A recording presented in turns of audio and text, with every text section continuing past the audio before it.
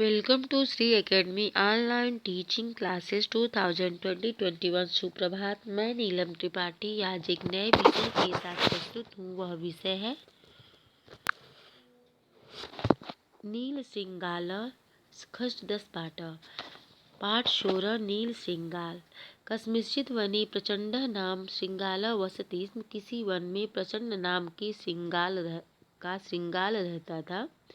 एकस्मिन् दिने वने भ्रमन् स भोजनाय किमपि न प्राप्तवान्। एक दिन वह वन में भ्रमण कर रहा था, किंतु उसे भोजन कहीं नहीं मिला। क्षुधा पीड़िता स नगरं प्रति आगच्छत्। भूख से पीड़ित वह नगर की तरफ चला।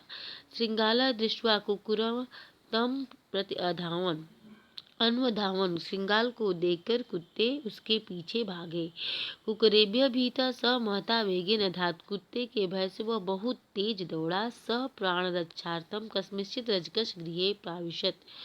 वह अपने प्राण की रक्षा के लिए किसी धोबी के घर में प्रवेश किया। तत्र एकस्मिन् नीलरसपूर्ण पात्रे च अपतत्।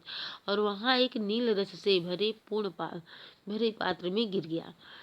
कुक्कुरः अपि तं दृष्ट्वा अन्यत्र अगच्छन्। कुत्ते उसे देखकर वहाँ से अन्य जगह चले गए।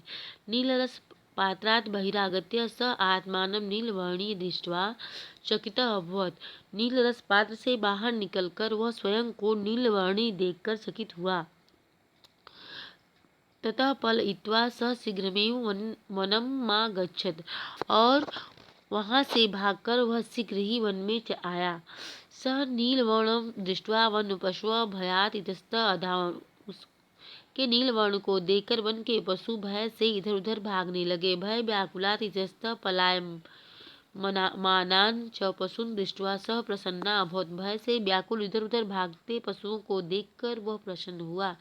सर्वान् सम्बोध्य प्रचंडः वदत् मां भयसि मां भयसि। सभी को प्रचंड संबोधित करते हुए बोला, मेरी बात सुनो, मेरी बात सुनो। आगच्छन्तु सर्वे मम वचनान् च शृण्वन्तु। आओ और मेरे वचन को सुनो। तस्य तद्वचनं श्रुत्वा भीतः पशवः शनैः शनैः तत्समीपम् अगच्छन्। उसके उस वचन को सुनकर डरे हुए पशु धीरे धीरे उसके पास आए। प्रचंडः सर्वान् सम्बोध्य अवदत्। प्रचंड सबको संबोधित करते हुए बोला, भगवत्या वनदेव्या अहं वनस्यास्य राजपदे युक्तोऽस्मि। वनदेवी माम् आदिशत् यत् त्वं वन्यजीवानां रक्षणम्। भगवती वनदेवी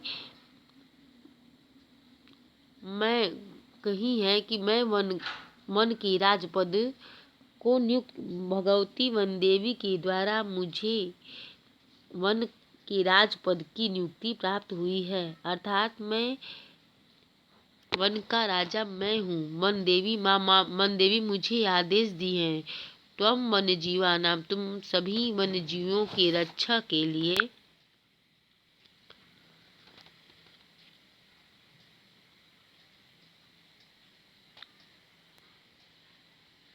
रक्षा करने का मैं पालन करूँगा। अध च त्वया तथा कर्तव्यं यथा वन्य प्राणिषु कलह न भवेदिति।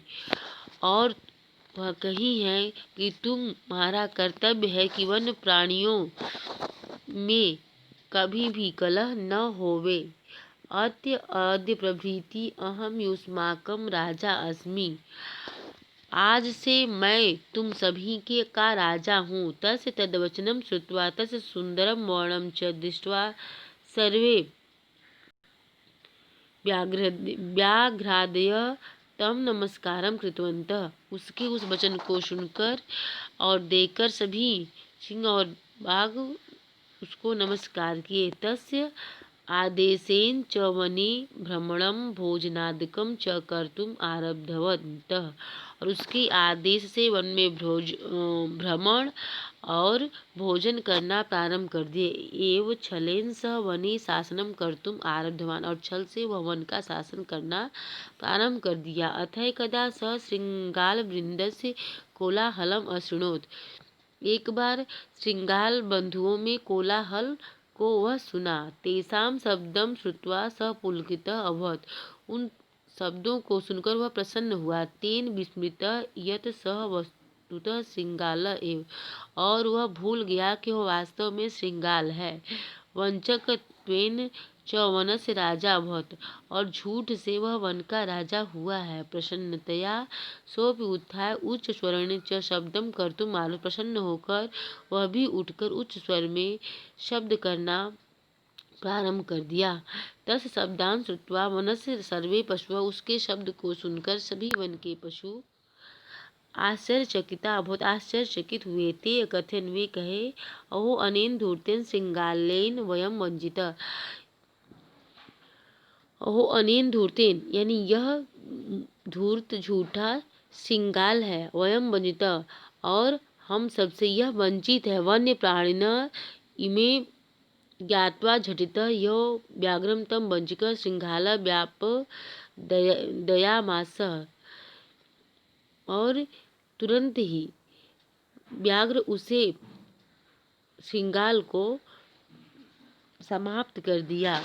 सत्यमेव उक्तम, सत्य ही कहा गया है। सर्वस्य ही परिच्छिन्यन्ते स्वभावा नेतरे गुणा, सभी के द्वारा व्यक्ति का स्वभाव और गुण परिच्छित किया जाता है। अतितयः ही गुणान् सर्वान् स्वभावं मूर्धन्य वर्तते, जो व्यक्ति का जैसा गुण होता है वैसा ही व्यक्ति का हर जगह स्वभाव भी होता है।